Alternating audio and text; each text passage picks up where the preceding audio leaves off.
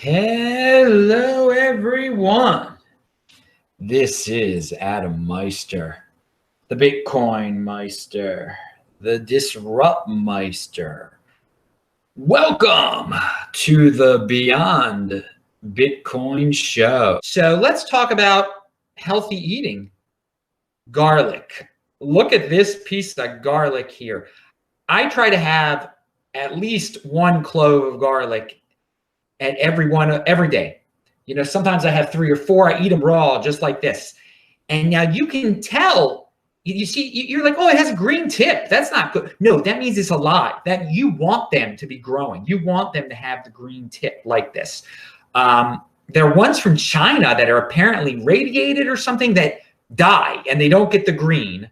And so the food stores like to sell those because they look nice. They're white, no green, because supermarkets throw these out when they start growing green. And that's when they're the best. That's when they're, and yeah, it burns. When I put these in my mouth, it burns. That's a good feeling, man. It does, this is health. People used to say, what is this? The natural antibiotic? I don't know. It's good for you. I eat them.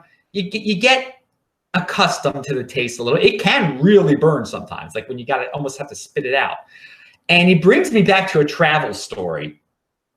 When I was in Mozambique, when I was in Maputo in November of 2016, which really seems like eons ago. Wow, Bitcoin was only $700 then. The world has changed quite a bit since then. But when I was in Maputo, I was at the supermarket, and Mozambique should be one of the bread baskets of this planet, okay? They should be growing all sorts of food, but their supermarkets import everything, basically everything from South Africa. And one thing that I noticed that wasn't imported from South Africa, and maybe it came indirectly from, well, it was from China, but maybe it went through South Africa to get there. The garlic, all of the garlic was from China. And I saw a box where underneath where the garlic was stored, it says China. And I thought, my God, this is so pathetic. This is so sad. It just shows where statism leaves you, you know, when you're out for revenge, when you can't ask for help for people who actually know what they're doing, when you kick farmers out, you get into a situation where you could grow your own garlic there and it would be the best garlic in the freaking world, okay? But they're importing radiated garlic or irradiated, whatever the word is, from China. And it was pathetic. And it's just something you notice when you're traveling. Yeah, I'd like to travel. This is the Beyond Bitcoin show. Pound that like button, people. Subscribe to this channel. And yeah, check out the links section below. Okay, what else do we have here? Oh yeah, I've really made another sign of maybe things are getting bullish or bubblish or who knows, or that I've made it on Twitter. There is a fake Adam Meister, a fake tech balt out there. I am tech balt on Twitter. That's the only Adam Meister there is. TECHBALT. But I linked to the fake one. He is TECHBADLT, and he calls himself Adam Meister. He uses my picture. You know, he's trying to sell you Ethereum or Bitcoin or something. You know, send me your Ethereum. So, you know, one of those complete scams. Well, now I reported him, but who knows? I don't know if Twitter's going to take it down. But hey, I'm trying to warn you guys. Personal responsibility is the new counterculture I'm taking. Well, I'm not going to say, hey, Twitter, do your job or whatever. I'm saying I'm warning the people out there. I don't want you guys getting scammed. I'm the real Adam Meister. That's the fake Adam Meister. All right. James O'Keefe of Veritas, you know him. He shut down Acorn back in the day. He dressed up with a prostitute, and he was the seller of that prostitute. I don't want to use the word just because I don't know if YouTube likes that word. It starts with a P and ends with a P. And yeah, he actually went to Baltimore to the Acorn office, which I had been in. Well, I had been in before he got it shut down. Anyway, now he's got this video about the teachers' unions in New Jersey. You've got to check it out. I linked to it below. And again, you should not be sending your kids to public schools when you have these creatures. The teachers are just in it for the money. The unions are just in it for the money. Your welfare dollar, you as taxpayers, is funding this thing. Okay, it's just a certain party out there, the Democratic Party. I mean, sometimes the Republican Party. They get in bed with these unions. They promise them all sorts of bargaining advantages. It's completely ridiculous. And they help fund the politicians' campaigns. They wouldn't fund these politicians' campaigns if they weren't getting something in return. And it's just the unions, you know, they people complain like, oh, Goldman Sachs is funding this person. Goldman Sachs owns this person. Well, these unions are ridiculous. Look what these unions are doing. Watch these videos.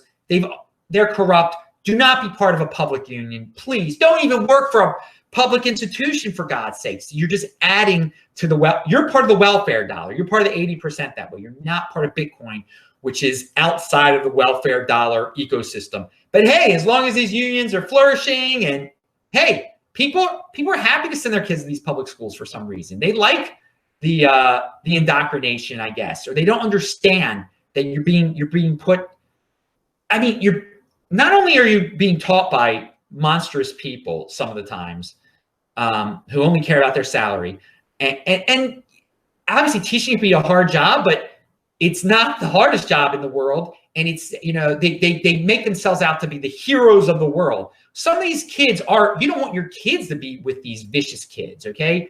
Or with some of these egotistical teachers. Now, there are good teachers out there too. If you really want to be a teacher, just be an entrepreneur. Start your own teaching business online. You don't have to get stuck in this public school paradigm where you have to swim with these dirty, dirty people. And so the kids that are being sent there now their parents are irresponsible, have no personal responsibility. Do you want your kids to be around kids that are just monstrous, who have no fathers, who again are running wild, are part of a welfare scheme sometimes for some mom to just get a bigger welfare payment? I know it sounds really bad, and it is really bad. So James O'Keefe exposes the union side of the public school system. But again, and then people are like, oh, how could there be shootings? I sent my kid to a school where they shoot. Don't send your kids to public schools. Personal responsibility, people. I know it sounds brutal. Again, they're on their side. Well, we're going to talk about oversimplification in a second. Because if you don't send your kids to public school, you're racist.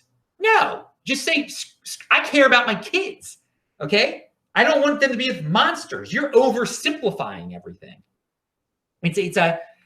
I care about safety. Oversimplification is a form of peer pressure, and it's to make you feel guilt.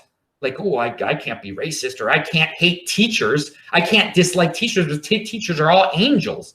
No, you say no to that. That's taking a stand, and that's fighting this oversimplification guilt trip world that we live in the Western world. Okay. So James O'Keefe, thank you for that video. It's linked to below.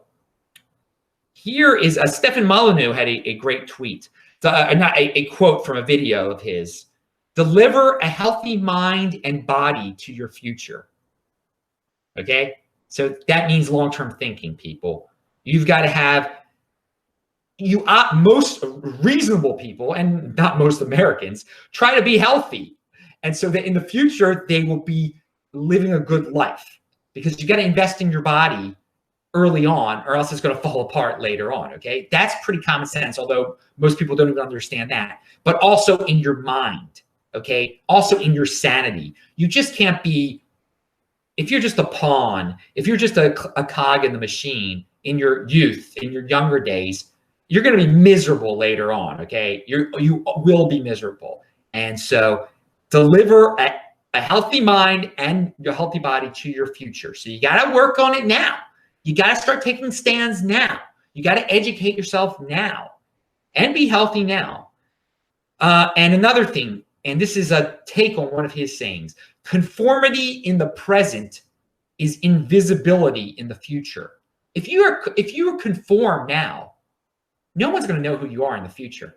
Okay? You would be a nothing in the future. If you take a stand now, people are going to remember you. You're going to make a difference in other people's lives. You're going to be happier in the future.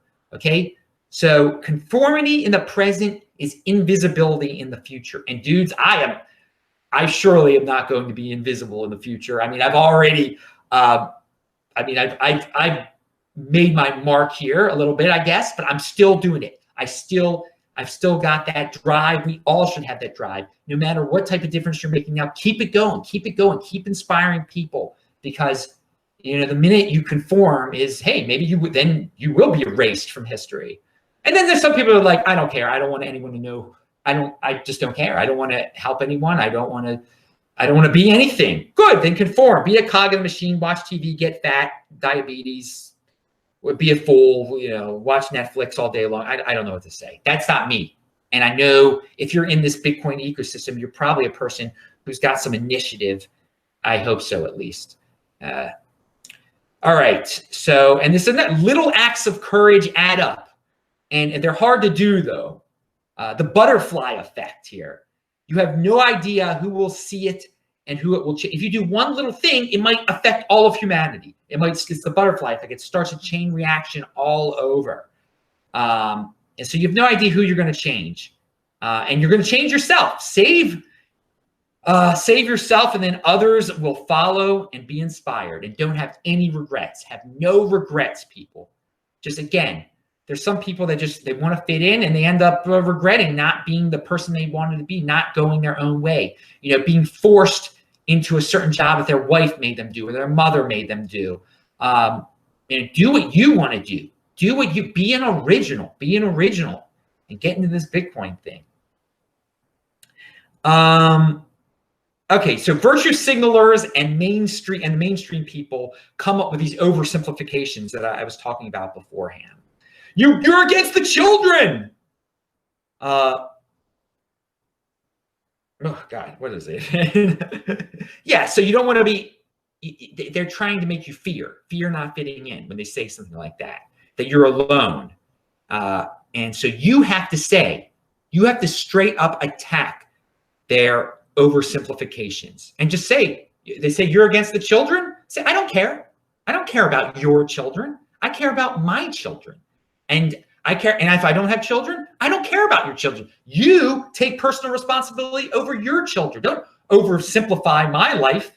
Okay, I've got a complex life here. I'm not here to care for you. You're here to care for your kids, okay? So get some personal responsibility. Stop trying to virtue signal. Stop trying to oversimplify everything and just get out of my life, okay? Or I don't care about you. I don't care about your kids, and I don't care about your financial situation because you got yourself in that. You get yourself out of that. I'm not here. You're not going to steal from me. Don't steal from me. You want a job from Bernie? Well, Bernie Sanders is creating that government job with my money. No, you take care of yourself. Personal responsibility. It's an jobs for all, total oversimplification. You're against jobs for all? You're against me getting a job? I'm not against you getting a job. I'm against you stealing from me to get your job. Okay? So it's just the act of saying no under peer pressure is a courageous act, people. In this day and age, it appears anyway. And again, it's one small move. You can inspire a lot of people. And I want you all to know out there that I do that. I mean, you see it here. I'm not afraid to speak my mind and to go against what's cool and what's acceptable. You know, what these virtue signalers are pushing. I go again. If someone tries to virtue signal you, say no. Just go and publicly do it. You're not going to be shamed by them. Don't just sit there and be well, I can't say that word. It starts with a C and ends with a K. All right. So I noticed that binge watching TV and binge watching Netflix, is this like the American pastime now for married couples? Is this what you've become? If you're a guy, that's what you do with your wife. I mean, that's what your life has become. We binge watch this series on Netflix. You know, I don't even know how Netflix works. I've never done that in my life. Never. And I'm proud to say that because it seems like a bunch of people sitting on their butts getting fat and being like, well, yeah, I'm married. This is the best part of being married. I'm so glad I got married. And my wife whips me. And we get to watch, what's the show about Baltimore that I've never even watched? The Wire. Come on. People always get, Adam, have you watched The Wire? Like, I saw like part of it once because a married sibling of mine, I was at this married siblings of mine house, and they had nothing to do but watch series at night. So they're like, hey, I'm really liking this this Wire thing that's about the inner city Baltimore where you lived once, Adam. Because my sibling never lived in the inner city. This sibling of mine never lived in the inner city of Baltimore. We grew up in the suburbs. Thank God we grew up in the suburbs. You see, again, I'm proud of that. I'm proud that my parents cared enough about their children. They wanted them to live in the best environment possible, go to the best schools, and they sent me to private school too, my parents. They worked their butts off, okay? They worked their butts off, and my grandparents before them worked hard to get this generation of Meisters to be in a very comfortable situation right now. And I'm in a super duper comfortable situation because of the Bitcoin, because I was educated, because I was a free thinker, because I got out of the machine. But this sibling of mine was watching The Wire, and so I did get to see part of it. And I just like, I don't watch I don't have no need to watch The Wire because I lived The Wire, okay? I lived in Reservoir Hill. I did the Buy a Block project for quite some time. Some people know me from that, from my Baltimore days, okay? And it was quite an adventure. I put in my time in Baltimore, and I'm not encouraging anyone to do that. It shaped my life. It shaped my life. So I don't need to watch a TV series by some liberal, what's his name? The guy, he makes all these excuses. He blames everyone for the inner city's problems. You know, it's the suburbs' fault. You know, whatever. The guilt tripping is unbelievable. Trust me, I lived among the people, the worst of the worst, the drug dealers. I saw it all. The people who can't take care of their own houses, that are living in Section 8. They have no one to blame but themselves. It's not our fault. It's not my fault that they can't wipe their own butts or whatever. It's a joke. All right. So again, it's virtue signaling when you have these women from the suburbs saying, "Oh, you don't care about the Section 8 people? Let them go live on in Reservoir Hill, okay? Let them live in Upton and see what it's really like, okay? Walk around. You know, they have no idea what it's like to be in West Baltimore. Like I know what it's like to be in West Baltimore. No one's fault. It's again, they vote for the same politicians. Literally, they vote for politicians who have mental illness. There's one in the 40th district of Baltimore who's mentally ill. He literally is mentally ill, and they vote for him over and over again because he has the same name as his father. Ooh, who could I be talking about? Anyway, pound that like button, people. But again, they don't value that. They put all of their hopes into their politicians, which is a joke. They have no personal responsibility. So few of the people living in the ghetto have any personal responsibility whatsoever. Oh, why didn't you take care of this for us, Elijah Cummings? Why don't you do this? Or Mayor Rollins Blake or Mayor Pugh? They're the ones that solve my problem. Mayor Pugh is going to solve my problems. Yeah, she's going to solve your problems, really. She came to solve her own problems. But I mean, that's the mentality you get. But then it's the people in the suburbs' fault. We should tax the people in the suburbs so that we can have a nice rec center. And look, a rec center is going to solve the problem that you can't take care of yourself or your kids. I went off. I wasn't even supposed to talk. I was talking about binge watching and marriage culture there. All right, travel tip. This is a travel tip.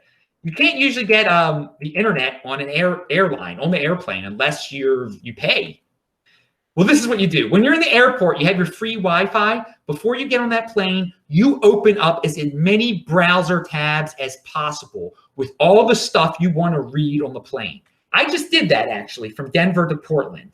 And I was reading about Bitcoin stuff. I was reading tweets. You know, I opened a whole tweet thread. I got so much done on the plane. So there's your travel tip. When you're in the airport, open up as many when you're on the internet, open up as many tabs on your browser as possible, stuff you want to read, and then you keep it open on your laptop. Open it up on the plane without the internet on. It's still open. All the stuff is still there. You read it. It's great.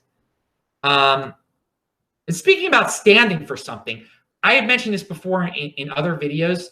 There are content creators who just erase stuff. I have never erased any of my videos. I don't erase troll comments either. And people are very quick to say, "Oh, you erased my comment." And YouTube can be kind of funky sometimes. You don't see everything right away.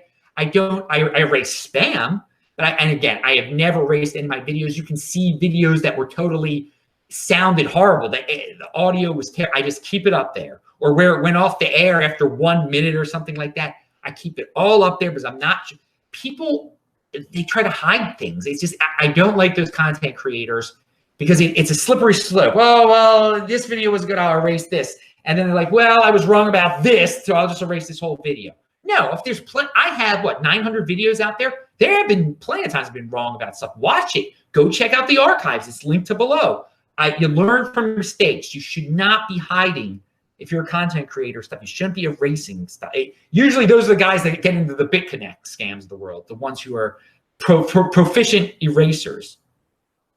Okay. In bondage to materialism, I have that written down. This country is in bondage, or most 80%ers are in bondage to materialism. Think that over for a second. Don't press the pause button on your life. That's another Molyneux one there. Don't press the pause button on your life, people. Go all out with your life. No need to take a break ever. Keep on going. Keep on trudging along. Keep on, there's sometimes they're hard. Some things are hard, yeah. But even if you're living a good life, just don't pause it. Keep on trying to do things. Stay in motion. All right, so I preached to you about, eating salmon and eating salmon heads and everything. So yeah, we got to practice what we preach, okay? We practice. I practice what I preach to you. You see him? Look at his eyes. His eyes are going to taste real nice tomorrow. I'm going to eat this boy. I'm going to eat him up tomorrow. Oh, he's going to be good. So this is the healthiest part of the fruit. And he's got sharp teeth still. I like the inner, this part, his tongue tastes good. This part below, in here in the cheeks, you get the good meat right here. I can't see what I'm doing. I got something else. Anyway, yeah, I'm going to eat him up tomorrow. It's a salmon head. Completely is the healthiest part. Eat the whole, in the eye. Look, pokey his eyes. You get used to, it's not gross. Oh, you'll be no good tomorrow. All right, thanks, Mr. Salmon. We practice what you preach. I told you eat the salmon head. I'm going to eat that salmon head tomorrow.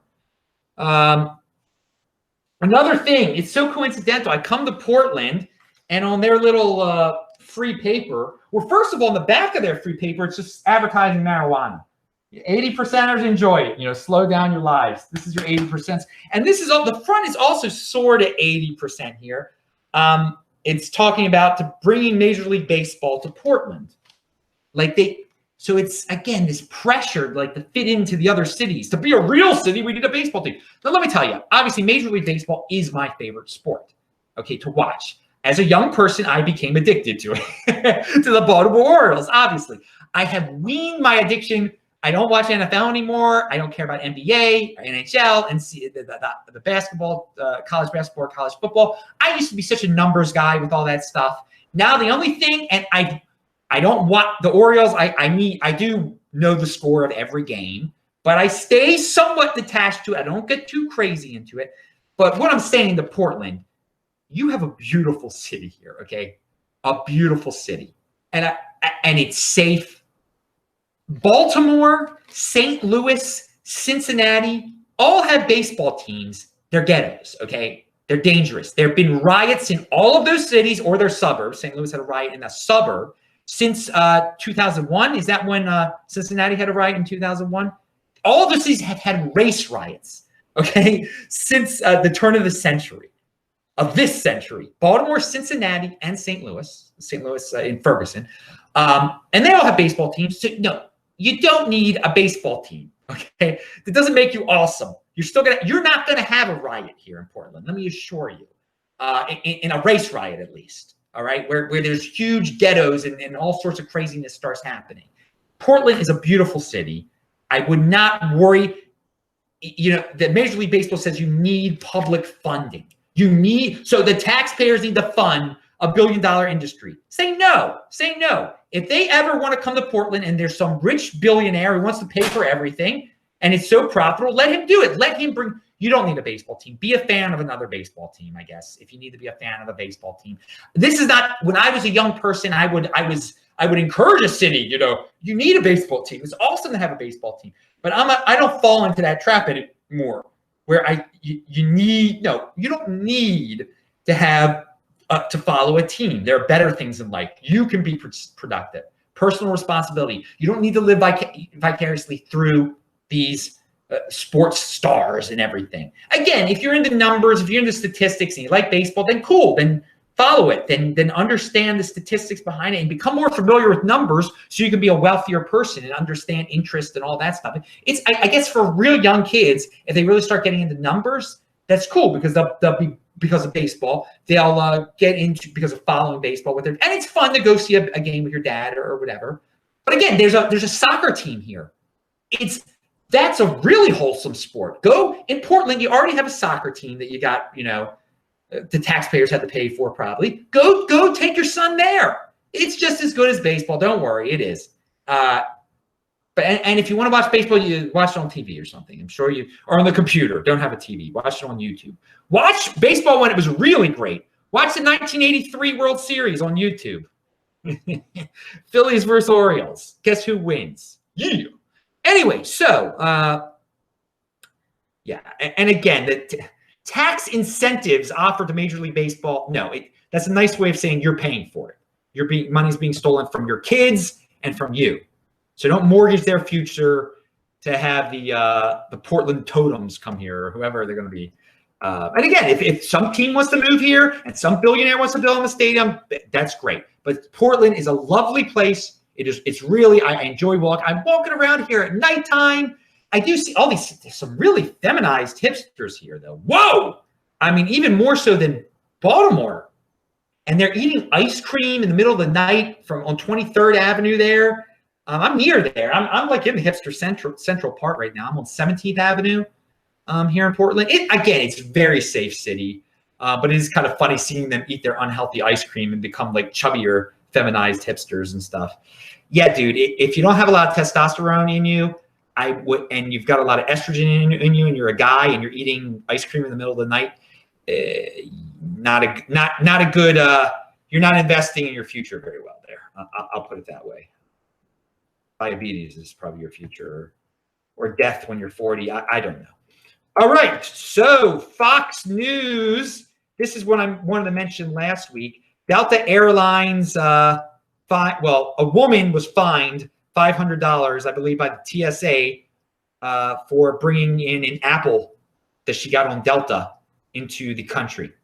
Now, I have warned people of this before. The border control is insane here. You're not allowed to bring in apples to the United States. Literally, if you got an apple in Canada and crossed the border, you were just in Vancouver, you bought an apple, and you're trying to take a bus to Seattle, you can get in big trouble, okay? And so this woman, when she was flying, she got fined $500. I mean, they searched your bags for apples. They're searching for drugs, obviously, probably. And then they find an apple and they're having a bad day, so they fine you $5. This is statism here, people. This is, again, I have to deal with this when I'm going country to country, but I accept it and I don't bring apples. I eat my apples beforehand. Again, that's why you want to be in this. You don't want to be part of this state mechanism. Okay, try to extract yourself from the state mechanism as much as possible. Okay, and you don't want to be a part of that. You don't want to be funding all these. The more people that extract themselves from this, maybe they'll have to shut down the TSA. Again, what I do to make it worse on the TSA is I never go through the naked body scanner. Here's a travel tip. I never go through the naked body scanner. I make them frisk me. You say male opt-out. That's what you tell them. Now, by the way, at LAX, there is no naked body scanner sometimes. And in many other countries, there's no naked body scanner. So just you can go through the regular x-ray machine. But the naked body scanner, I don't know what kind of radiation that thing has, first of all. But again, it makes them work harder. It makes these TSA goons. And I mean, I don't know why. It's the lowest of the low who works for them, basically. But it's part of a bigger mechanism. It shouldn't be this crazy where we're being fined for apples. So yeah, I make those dudes frisk me every single time. And yeah, it's annoying, but at least, the more of us that do that opt out of that naked body scanner, hey, maybe it'll make a difference and make this world a little bit more free. But again, Bitcoin, buy and hold, that's another solution. Strong hand, pound that like button. All right, so that's an interesting article from Fox. And here's a point that I forgot to make to Beyond Bitcoin shows ago. You might remember that my flight out of St. Louis was delayed 3 hours. So Frontier Airlines gave us a $15 voucher. So I was not impulsive. The point is I tried to find the healthiest food possible in that airport that I would be able to eat the next day. Now, most people are just like, Oh, time to go to the lasagna house or whatever. You know, the St. Louis airport is terrible now, by the way, since American left. That side, there's two wings. The smaller wing, the southwest wing, which used to be the smaller terminal, that's fine. The main terminal is like a ghost town, and it's dirty, it's ghetto. The TSA agents are pretty ghetto there too, to tell you the truth. So there's not the eating options aren't good. Not that I would ever pay a penny to eat at any airport, okay? And there's a travel tip. Don't go hungry to an airport. Bring your own food, eat before. Don't get caught up and ripped off by these people. But hey, if they're going to give you a voucher that you can only spend at the airport, make the most of it. Don't be impulsive. And if you've already eaten, like I had, because I only eat once. That day I wasn't eating. I was in the middle of like a 44-hour fast because I don't eat the days I go on a plane. So I bought almonds. Everything's overpriced there, but again, I got the almonds for the next day, which was the best deal possible. So again, you're always thinking respect money. Again, we mentioned that in another show. You just don't throw money on the ground, throw it away. You find a penny on the ground, you respect it. That's what MGTOW money talked about. I pick up pennies. I don't need to pick up pennies or dimes. But guess what they do? Eventually, you get a bunch of change. You take a free ride on the Los Angeles subway, and you get a free ride to the Burbank airport or something. I mean, you've saved up enough change. You find a lot of change on the streets of Los Angeles, to tell you the truth. You've got all these crazy bums, poor people walking around. They can do pretty well just by picking up the change, but some of them are insane, so they don't really think logically like that. All right, but again, my point was don't rush. Don't be impulsive with any of your financial decisions. And again, I got a free big hunk of my next meal because I didn't rush. For free. I mean, the almonds, it was a big bag of almonds. That was like a big hunk of my Monday meal that I had for free. And again, there are all the people out there saying, I have no money. Oh, I'm broke. I have to trade my Bitcoin. Do you do things like this? Do you do things like I just mentioned? Where you think about, how am I going to maximize this opportunity? I'm not going to do something impulsive. There you go. I mean, you got to be patient in so many aspects of your life. If you're impulsive, you're going to end up just a complainer. I have no money. You're blaming other people. You're scapegoating people. Oh, the scapegoating. Don't be a scapegoater.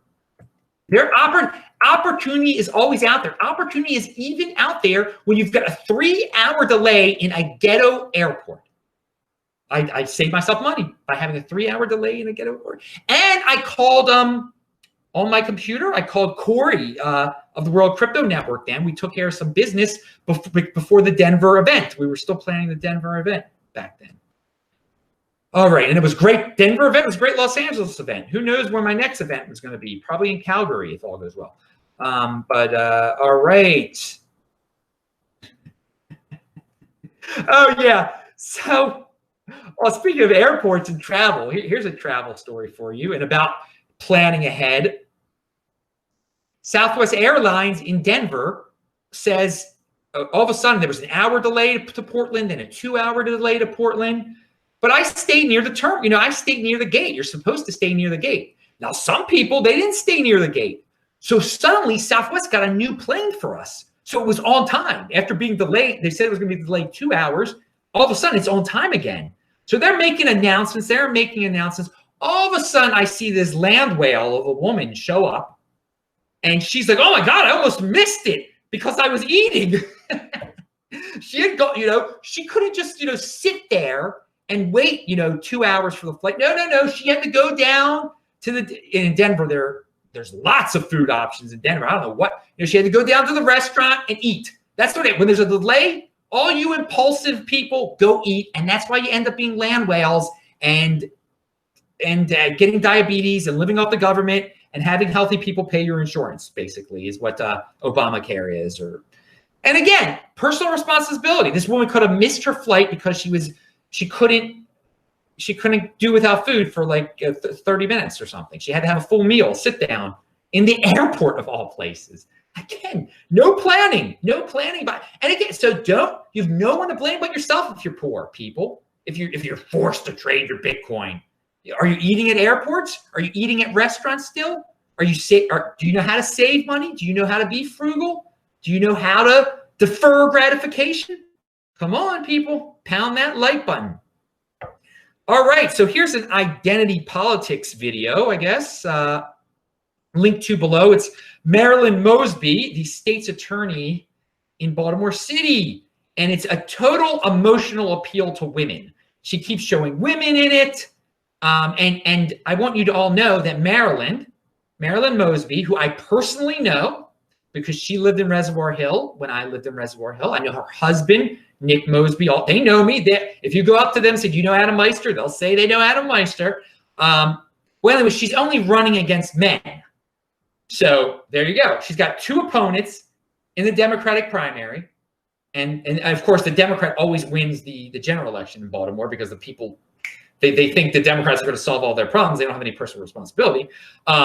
But no, Marilyn's got this video that's straight up an emotional appeal to women. And it works. This is how our politicians are chosen. She's running against 2 guys, better appeal to all the women. And again, and you might be familiar with Marilyn Mosby. After the Freddie Gray, the riots in 2015, she's the one you saw on the news. She is the woman you saw on the news. I know her. I mean, Baltimore is a small world. I've been to her house before. I've been to Nick because of Nick, her husband. But I mean, and I bet Nick is behind this video too. He's a pretty good marketing. He's got a good marketing head on his shoulders. So yeah, there's a little inside story for you, for those of you who care about. But again, the main thing is it's not just Marilyn Mosby who's doing this. It's all the politicians. They know just to emotional appeals to your sex, to your race, to whatever. Now this one's to definitely to sex because she's the one woman running. But again, this is what identity politics creates, these unstoppable unions too, these untouchable unions. It's all connected. From the James O'Keefe stuff is connected to this stuff also. When you're appealing, I mean, the voters are pretty lowly dudes. A lot of them are just, I mean, it's tyranny. It's what's it called? Mob rule with a suit on it is democracy. So, all right, I'm Adam Meister, and yeah, I personally know the person that's running, and I'll say what I'm going to say. That's what we were talking about beforehand. You stand up for what you believe in, even if you know the person who's putting out the thing you don't believe in. That's taking a stand, people. That's being real.